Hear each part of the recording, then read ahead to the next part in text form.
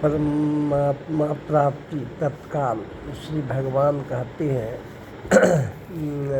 योग शास्त्रों में माया प्रोक्ता मृणा से योगी धृष्टा। श्रीमद्भागवत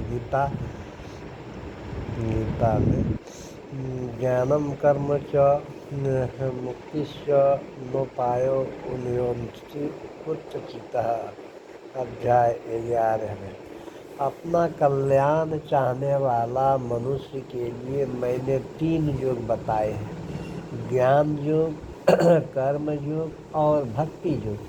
इन तीनों योगों के सिवाय दूसरा कोई कल्याण का मार्ग नहीं है। परमात्मा तत्काल होने वाली वस्तु, परम प्राप्ति तत्काल होने वाली वस्तु है। इसमें न तो भविष्य की उपेक्षा है और न क्रिया एवं पदार्थ की ही अपेक्षा है।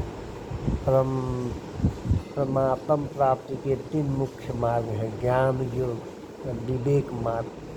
अपने जाने हुए असत्य का त्याग करना विवेक मार्ग है।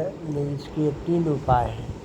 अनंत ब्रह्मांडों में लेश मात्र भी कोई वस्तु नहीं है। मेरे को कुछ भी नहीं चाहिए, मैं कुछ भी नहीं है। कर्म योग, योग मार्ग।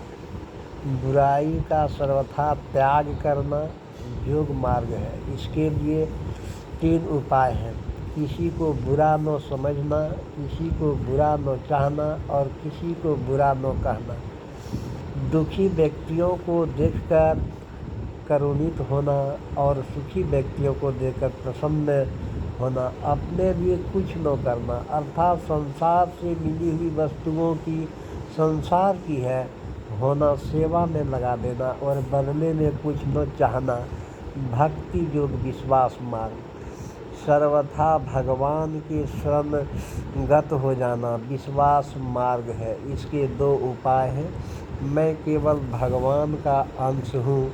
मम वासो जीवलोके, गीता 15 में कहा गया, ईश्वर अंश जीव अविनाशी। भगवान मेरे पिता हैं, मैं उनका पुत्र हूँ। भगवान के अंश होने के नाते मैं केवल भगवान का हूँ और केवल भगवान ही मेरे हैं। भगवान के सिवाय और कोई मेरा नहीं है। सब कुछ उनका है। अर्थात संसार में जो कुछ भी देखने, सुनने और मनन करने में आता है वह सब भगवान का है। सब कुछ वे ही हैं, अर्थात भगवान के सिवा कुछ भी नहीं है। मैं सहित संपूर्ण जगत उन्हीं का स्वरूप है। वासुदेव सर्वम, गीता अध्याय 1 से 11 में कहा गया। उनके सिवाय अन्य कुछ कभी कुछ हुआ ही नहीं, न कभी होगा, कभी होना समय ही नहीं। मात्र भगवान ही थे, भगवान ही है और भगवान ही रहेंगे। इस पर क्षण वर्धमान परम प्रेम की प्राप्ति में ही मानव जीवन की पूर्णता है। कल्याण का निश्चित उपाय। भगवान ने जीव पर कृपा करके उसको अपना कल्याण करने के लिए ही मनुष्य शरीर दिया है। अपना करने के सिवाय मनुष्य जन्म का दूसरा कोई प्रयोजन है ही नहीं। शरीर, धन, संपत्ति, जमीन, मकान, स्त्री, पुरुष, पुत्र आदि जितनी भी संसारी वस्तुएं हैं वे सब के सब मिलने और बिछोड़ने वाले हैं। इसलिए कोई कितनो ही धनवान बन जाए, बलवान बन जाए, विद्वान बन जाए, ऊंचे पद वाला बन जाए, बड़े कुटुंब वाला बन जाए, पर अपने कल्याण के बिना ये सब की सब वस्तुएं उसके कुछ काम न आएगी। बिना दूल्हे की बारात की तरह संपूर्ण संसारी की योग व्यर्थ है। इसलिए मनुष्य का खास कर्तव्य है अपना कल्याण करना है। एक मार्मिक बात है कि अपना कल्याण करने में मनुष्य मात्र सर्वथा स्वतंत्र है, समर्थ है, योग्य है, अधिकारी है। कारण कि भगवान जीव को मनुष्य शरीर देते हैं तो उसके साथ ही अपना कल्याण करने की स्वतंत्रता सामर्थ्य, योग्यता और अधिकार भी प्रदान करते हैं। अब प्रश्न उठता है कि मनुष्य अपना कल्याण करने के लिए क्या करें। इसका उत्तर है कि यदि मनुष्य इन 4 बातों को दृढ़ता से स्वीकार कर ले तो उसका कल्याण हो जाएगा। मेरा कुछ भी नहीं है, नंबर 1। मेरे को कुछ भी नहीं चाहिए, नंबर 2। मेरा किसी से कुछ भी संबंध नहीं है, 3। केवल भगवान ही मेरे हैं, नंबर 4। मिलने और बिछड़ने वाली वस्तुओं को अपना मानना मूल दोष है, जिसमें संपूर्ण दोषों की उत्पत्ति होती है। वास्तव में अनंत ब्रह्मांड में केश जितनी वस्तुएं भी अपनी नहीं है, इसलिए मेरा कुछ भी नहीं है। ऐसा स्वीकार करने से जीवन में निर्दोषता आ जाती है। निर्दोषता आते ही मनुष्य धर्मात्मा हो जाता है। जब मेरा कुछ है ही नहीं तो फिर हम किस वस्तु की चाहना करें।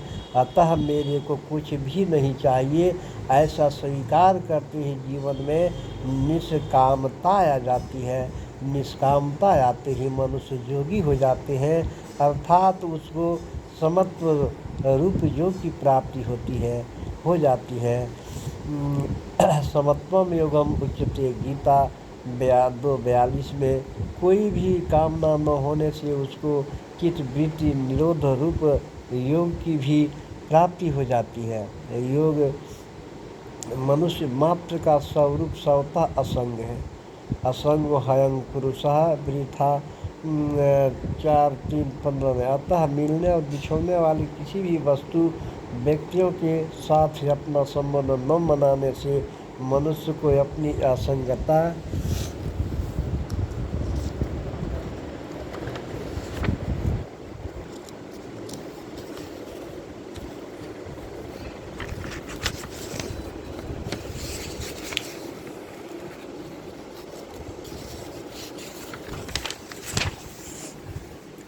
अनुभव हो जाता है। असंगता का अनुभव होने पर वह ज्ञानी हो जाता है। जीव मात्र परमात्मा का अंश है। भगवान का अंश होने के नाते केवल भगवान ही हमारे हैं। भगवान के सिवाय दूसरा कोई भी हमारा नहीं है। इस प्रकार भगवान में अपनापन स्वीकार करते ही मनुष्य भक्त हो जाते हैं। धर्मात्मा, योगी, ज्ञानी और भक्त होने में ही मनुष्य का कल्याण निहित है। ऐसा होने से कठिनाई भी नहीं है, क्योंकि वास्तव में मनुष्य मात्र का स्वरूप स्वतः सिद्ध है और वह सत्ता भगवान का अंश है। इसलिए साधक का कर्तव्य है कि वह उपयुक्त 4 बातों को दृढ़ता से स्वीकार कर ले, फिर उसका कल्याण निहित है। जय श्री राम।